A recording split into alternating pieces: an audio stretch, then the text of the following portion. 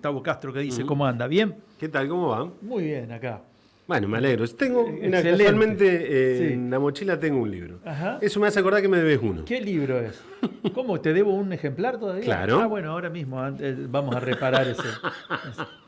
No, esto de cobrar dos y entregar uno solo venía resultando, pero... Bueno, llega un momento que se corta. Sí, en algún momento la gente se da cuenta. Claro, hay que hacer una auditoría como con Ahora las pensiones por dos. discapacidad. Claro, hay que auditar eso. Como a las universidades. O como a las universidades, Claro. sí. ¿Es cierto que ganan 18 palos los rectores? A mí me dijeron que no, de ninguna manera. Entiendo que no. Entre 5 y 8.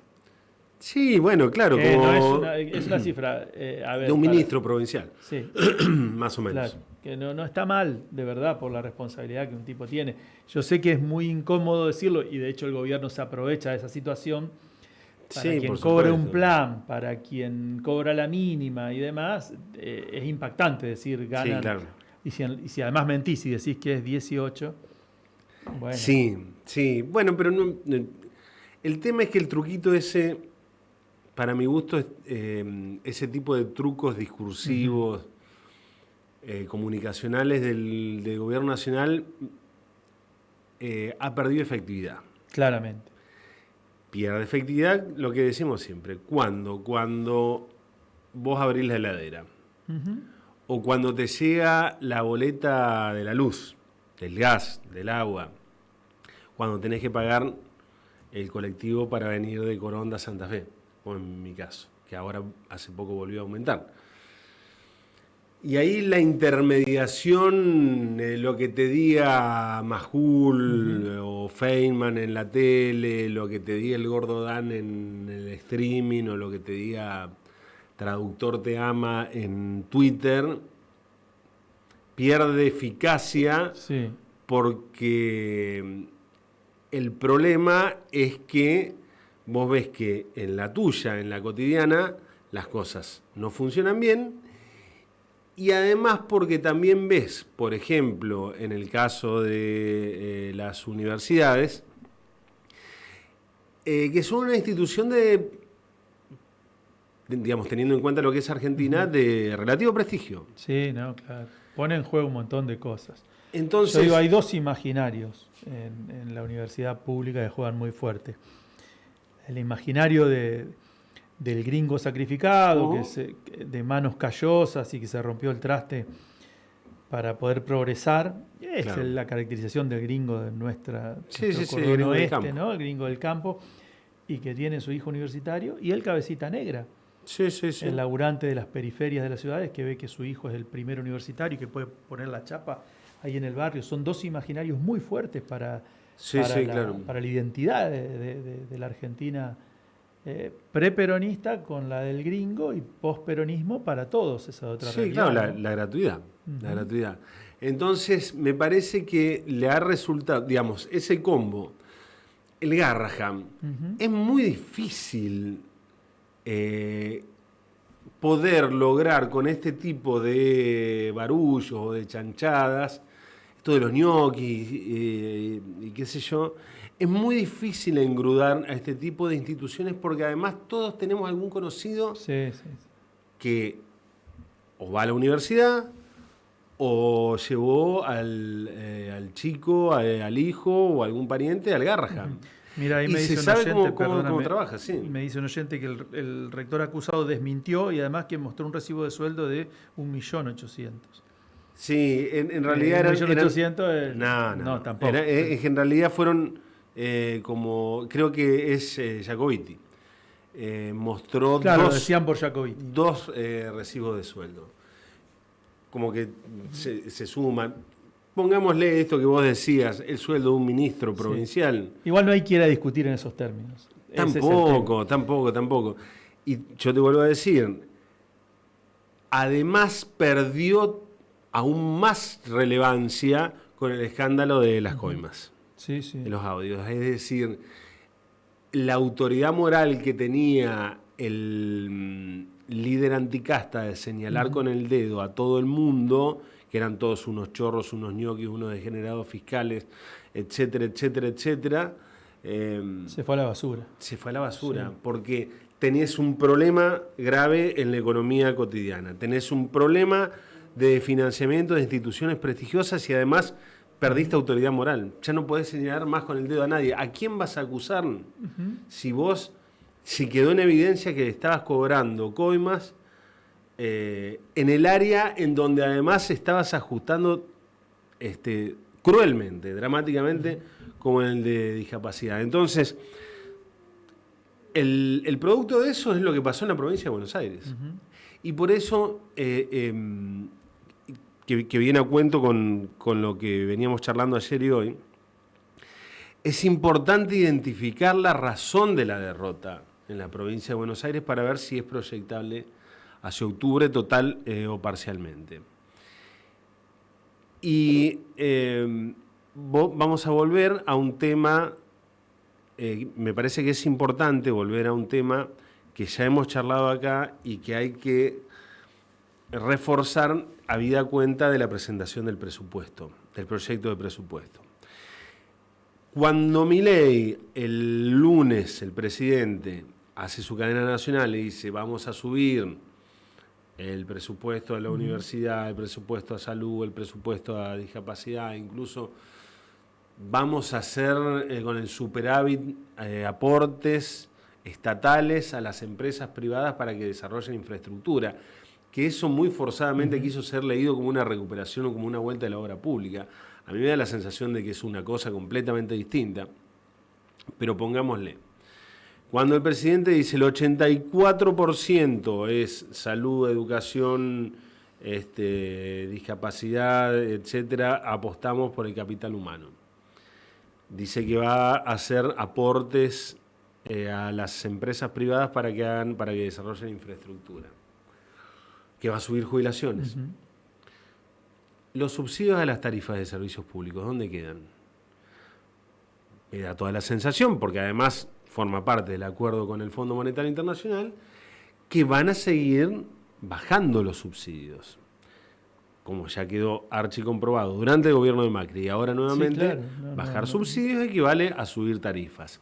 Y las tarifas subieron muy por encima de la inflación y acá llegamos a la conclusión. Porque anoche casualmente estaba viendo una entrevista a le hicieron Tenenbaum y Mario O'Donnell en el sitio, en el streaming Cenital. Cenital, sí. Insospechados de cucas. No, por supuesto. Que es el streaming de Iván Jabrowski. Que suele tener algunos programas interesantes. Y le hicieron una nota a Emanuel Álvarez Gagis, que fue viceministro de Economía con Kicillof en el gobierno de Cristina. Después se dedicó a la actividad privada, ahora es consultor de empresas, inversores, etcétera, etcétera, claro. Es de los pocos consultores que no es un liberal ortodoxo. Tiene sus intereses, obviamente, cada vez que habla, no es un economista independiente. Ahora, dentro del mundillo de los consultores, no es, yo al menos de los que conozco, el único que nos dice hay que eliminar el Estado. Sí, y es serio técnicamente, si querés. Es sólido técnicamente, no es un liberalote brutal de los que estamos acostumbrados a escuchar. Entonces es interesante, más allá de que uno pueda diferir, lógicamente, como en todo.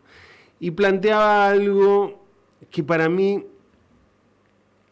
no termina de acertar en la identificación de la cuestión política, que explica la derrota de Milei en la provincia de Buenos Aires y eventualmente lo que pueda llegar a pasar en octubre.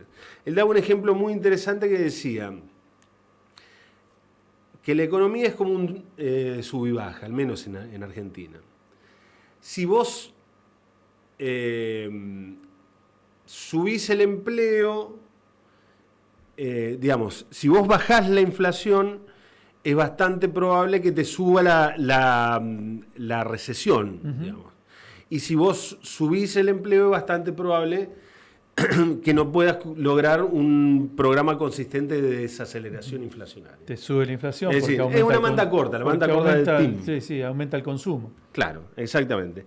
Si tenés empleo es probable que tengas más inflación, si tenés menos inflación es probable que tengas menos empleo.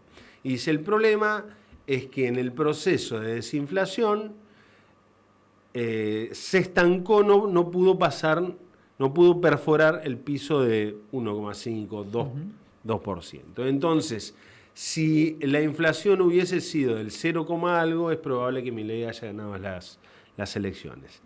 Sí, pero el problema es que al sector que dejó de votar a Milei, que en 2023 lo votó a Milei, que es la clase media baja, franja superior de los pobres, es decir, el laburante que aún siendo trabajo registrado no llega a fin de mes o está en situación de pobreza, al menos en lo estadístico. A esa gente tiene un problema que son las tarifas, que son muy superiores en porcentaje de subas que la inflación común. Sí, es lo que hablábamos el otro día. Además es de algo que no puede prescindir, no puede no tener podés luz, zafar de eso. Porque no puede no tener gas. Exactamente, y tiene la suerte de tener, exactamente, porque a diferencia de la clase alta, clase media alta, que tiene plata de sobra, que aumente mucho, que aumente 1000% la luz, no le afecta demasiado, la paga igual. Son en lugar de 45 días en Europa, 30. Así que... Claro, el muchacho que vive tirado en la peatonal, tampoco le llega ese problema porque tiene otros problemas más acuciantes. Conseguir comida, sobrevivir, no pagar la luz porque no tiene casa, no tiene dónde vivir. Para esa gente, pagar los servicios, pagar los alquileres, en su momento, cuando se derogó la ley de alquileres, se decía, no, porque ahora va a haber más oferta, porque los propietarios se van a sacar el cepo de la ley de alquileres, el intervencionismo estatizante y agobiante, diría Martínez de Oz, y ahora vamos a liberar las fuerzas productivas. Bueno, eso en la práctica no ocurrió. Los alquileres siguieron subiendo escandalosamente por el ascensor, ya que hablamos de alquileres, y los ingresos de los inquilinos por la escalera.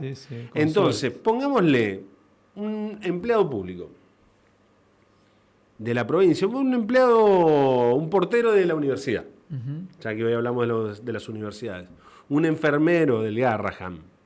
¿Cuánto estará cobrando? 800, 900, 1.000.000 de pesos. Sí, no llegan. Ponele.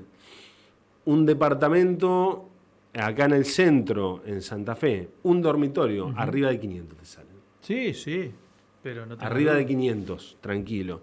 Es decir, estás gastando más de la mitad de tu sueldo en pagar el alquiler solamente.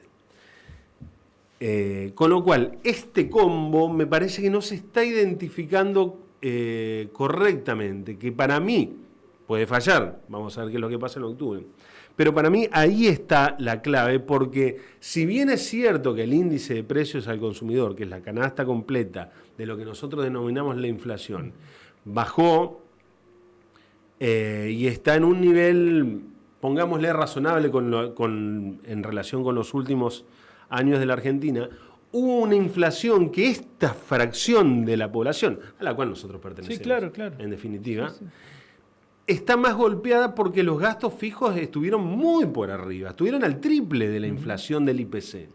Entonces se siente más, la guita alcanza para menos, si es que te alcanza, y de ahí viene esto de tener que ir al súper a pagar con tarjeta, de tener que... Sí, que cuando ya compras la comida en cuotas es un problema. Porque los gastos fijos, porque tus ingresos se van casi todos en tus gastos fijos. Este problema para mí económico es el que marca el quiebre de este supuesto consenso en torno al ajuste, consenso social en torno al ajuste, que existía y que a la hora de los bifes nos damos cuenta de que era un espejismo, que si existió ya se había roto y que esto quedó verificado en la elección de la provincia de Buenos Aires. Con un agravante para las perspectivas libertarias, probable que después, si hay alguien grabando esto y las cosas salen distintas, me lo pueda achacar. Claro, yo digo, lo que me parece a mí, que es también lo que hablábamos ayer, esto de, no, ahora, el votante del PRO, que es quisquilloso con las instituciones, con la moral pública, y que se desencantó por los audios de corrupción que involucran a Karina Milei y al gobierno, no fue a votar. Y ahora, ante el riesgo Cuca, ante el peligro de una victoria del peronismo, se va a volcar masivamente a las urnas y entonces La Libertad Avanza va a terminar ganando las elecciones. La realidad, ayer miraba algunos gráficos validados por alguna gente que es muy sólida en términos de estadística, como Daniel Steingart, que es un sociólogo que, si hay alguien que le gusta andar en redes sociales, y concretamente en Twitter, que lo busque porque es un tipo muy serio, muy sólido, marcaba a las claras cómo efectivamente el problema que había tenido La Libertad Avanza en la provincia de Buenos Aires no es que los votantes del PRO no habían ido a votar, esos habían ido a votar todos. Es que se le había desgastado su propia base electoral de esta fracción, clase media-baja, clase umbral alto de clase baja, clase media-media. La juventud que compró el verso del León, ¿no? Claro, exactamente. De cobrar en dólares. Se le desgranó esa base electoral. Con lo cual, si esto es así, más allá de las particularidades de cada jurisdicción, obviamente la provincia de Buenos Aires es la más hostil y es la más golpeada también, porque contra lo que se cree, contra lo que indica el prejuicio, el conurbano bonaerense es un polo industrial de la hostia, que explica un tercio del Producto Bruto Industrial del país, y en consecuencia la industria nacional muy atacada en el conurbano bonaerense se perdieron 30 y pico mil empleos industriales en blanco. Claro, en el conurbano bonaerense. Que habla de ese conurbano, si querés, bobo, digamos, no conoce... Prejuicio e ignorancia. La Avellaneda Fabril, no conoce la periferia de la ciudad de La Plata mismo. ¿Qué te parece? El norte fuerte con la FOR está ahí, no sé. Pero claro. La Quilmes. Claro. Mirá de qué multinacionales estamos hablando. Empresas metalúrgicas, textiles, sí, ni hablar. A Parvas. Entonces, teniendo en cuenta todo esto, yo creo que, y digamos, estos cuadros que estaba viendo ayer no hacen más que ratificar lo que uno sospechaba a partir de ver cómo se había votado en las jurisdicciones o en los circuitos donde están los countries, en donde Milei había arrasado. Bahía Blanca, que uno, digamos, la pregunta era, ¿cómo puede ser que con todo lo que fue castigada Bahía Blanca, después de temporal, inundaciones, fue Milei, no les tiró ni un pedazo de pan, les redujo después los fondos para emergencia? ¿Cómo puede ser que lo hayan votado a Milei? Porque Bahía Blanca es una ciudad en donde el componente antiperonista es históricamente fuerte. Claro, es la ciudad de la Marina. Sobre todas las cosas, es la ciudad de la Marina, es la ciudad del diario La Provincia, vinculado a la dictadura a través de, ahora ahí está ¿cómo es el diputado? Mazot. Mazot, claro. Viene de la familia de Mazot. Esta acá es Che Guevara de comparación. Son guevaristas comparados con los otros. Entonces, en ese componente antiperonista que tiene Bahía Blanca, a pesar de ser una ciudad industrial, a pesar de haber sufrido un montón, a pesar de tener un intendente peronista, que es Fernando Susbieles, fue presidente de la Confederación Argentina de Básquet. Basquetbolista, sí. Claro. A pesar de eso, La Libertad Avanza gana. Es decir, ni siquiera tenía en su principal ciudad un intendente del palo como podría ser en Mar del Plata, otra ciudad castigada por el turismo, por la industria textil, donde sin embargo La Libertad Avanza gana claramente, pero uno podría decir, ahí el cabeza de lista era Guillermo Montenegro, que es intendente de Mar del Plata. ¿Qué es lo que quiero decir con todo esto? Que el voto antiperonista estuvo presente, no es que se quedó en la casa. Porque además es un voto, si querés, fanatizado. No es alguien que le resulte indiferente no ir. No, es una cuestión de piel. O ir, es una cuestión, claro. Una cuestión de piel, no es una cuestión racionalizada. Sí, claro. A ver, ni siquiera estoy haciendo una crítica, porque el voto... No, una caracterización. La cabeza, los intereses, una el estómago, las tripas. Sí, una caracterización. Uno también vota por simpatía, por identificación política. Lo que quiero decir con esto es que ahí tenés la evidencia de que el voto antiperonista estuvo presente, no es que se quedó en la casa. Fue a votar y fue a votar masivamente. Con lo cual, le quita potencial a una eventual recuperación de la Libertad Avanza, porque el problema no está en la identidad política de quienes no fueron a votar por ser supuestamente ñoños republicanos y abanderados de la honestidad y de la moral pública. Hay un problema económico que está afectando a la base electoral de 2023 de Javier Milei. Y eso vos no lo podés resolver de acá a octubre. No, y a eso sumale la gente que siempre vota por lo económico, que es la franja esa media. Claro. Está ese voto concentrado que vos describías muy bien, está el voto concentrado en el peronismo, el que dice el tipo, yo voto el escudito. Totalmente. Y esa franja del medio que vota por lo económico se suma a los otros, ¿no? Claro, o no va a votar. O no va a votar. Es así, no va a votar.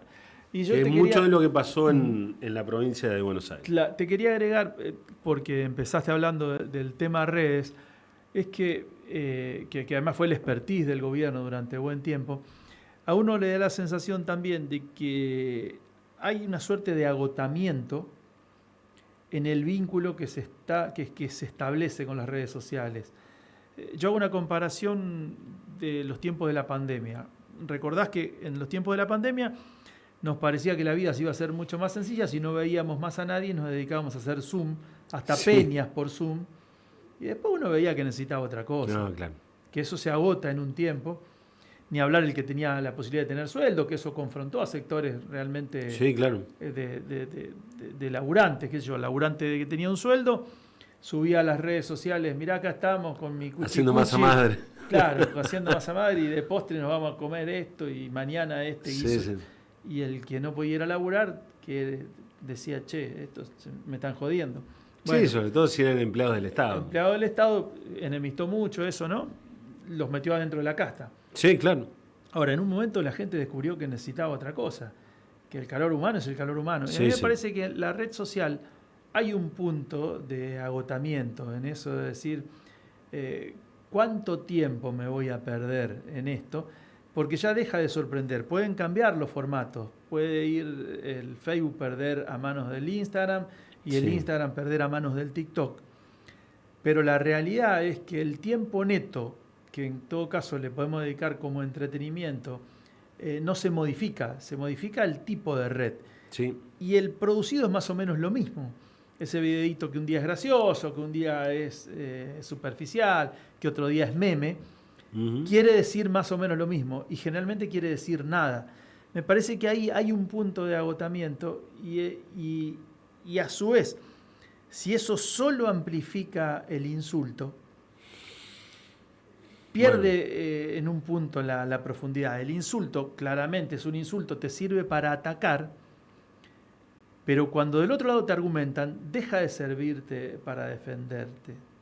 Y a mí lo que me parece es que en ese territorio que el gobierno se movió como pez en el agua y que le parecía que era a perpetuidad, le parecía que si dominaba las redes sociales ya estaba, le aparece, lo tan descalificado, la política. Sí, sí. Pierde con los intendentes que hacen política, pierde con Kicillof que hace política. Si querés, saca otro modelo. Puyaro no gana con las redes sociales, gana las elecciones haciendo política. Totalmente. Después no puede defender su gestión con redes solamente. Sí.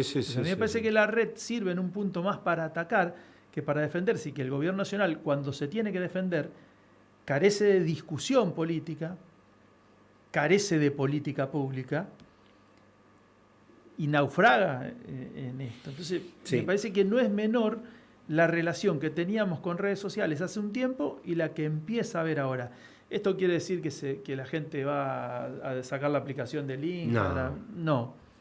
Pero me parece que viste, en un momento uno dice, se ataja cuando te están tirando mierda todo el tiempo. Sí. Y en un momento la recibís, hasta por ahí te reís, por ahí la festejás un poquito.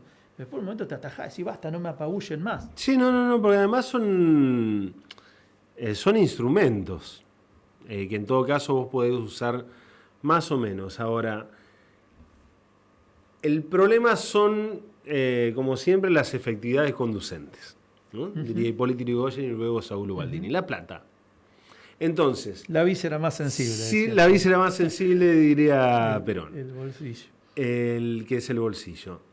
Si vos lo ves al presidente diciendo, mandril, hijo de puta, zurdos, van a correr, le voy a romper el orto, le voy a matar a todos, bien pegada la bala, para todos los cucas, los peronchos, degenerados, toda esa catarata infernal, toda esa cloaca diaria que se ventilaba por las redes. Las giras a la conferencia de no sé qué cosa para recibir no sé qué premio falopa, para disertar sobre la escuela austríaca en Groenlandia y sacarse fotos con los deditos así. Eso al principio parece novedoso, che, mirá, qué sé yo, para alguna gente, oh, qué disruptivo, qué bárbaro, este es distinto. Si la economía más o menos anda más o menos bien, que se empezó a bajar la inflación, un rebote como pedo de buzo, decía, ¿no? En la segunda mitad del año pasado, entonces, o parece gracioso y al que no le gusta dice, bueno, finjo demencia, que pasen. No, a mí no me afecta. Yo necesito que mi metro cuadrado esté bien. Ahora, cuando ese metro cuadrado deja de estar bien, todas esas payasadas empiezan a quedar mal. Y entonces de repente el presidente tiene que dejar de insultar, que estaba en su ADN. Sí. ¿Se acuerdan que dijo? Bueno, no voy a dejar a ver si así pueden tener una discusión a mi altura, digamos, toda esta cuestión de arrogancia anclada en no sé qué, digamos. Sí. En la inseguridad. De soberbia, a ver si pueden debatir en serio conmigo, voy a dejar de insultar. Estaba escenificado de una manera en la cual él se prestaba a dejar de insultar, a ver si, desafiando a ver si podían estar a su estatura intelectual. La realidad es que el insulto se había terminado. En las encuestas, en los focus group, estaba diciendo, estoy harto que el presidente... Separá, claro, basta. Basta. Bueno, basta amigo... de eso. Me parece que todo este combo es el que explica la paliza de la provincia de Buenos Aires, de la cual el gobierno todavía no logra reaccionar, y abre un interrogante serio en términos políticos para el oficialismo de cara a octubre. Que hasta hace tanto no estaba. No existía. Pela, gracias. ¿Tenés la última, muy breve, tenés algún dato de poroteo de la sesión de diputados a nivel nacional hoy? No, se supone que lo de Garrahan, por lo que estuve viendo, no tengo información de primera mano, lo de Garrahan tendría que salir, digamos, en el sentido de tumbarse el veto. Lo de las universidades parecía más ajustado. Esto es especulación, no dato. El clima me parece, el nuevo clima político y social, me parece que desincentiva o le quita atractivo a los famosos 87 héroes para seguir acompañando, amén de que a varios de ellos, además de todo, los dejaron afuera de las listas, a sus gobernadores le plantaron listas enfrente. Me da la sensación de que la tiene complicada el gobierno. Gustavo Castro, nuestro analista político, y nosotros ya la seguimos para venir con el último tramo del programa.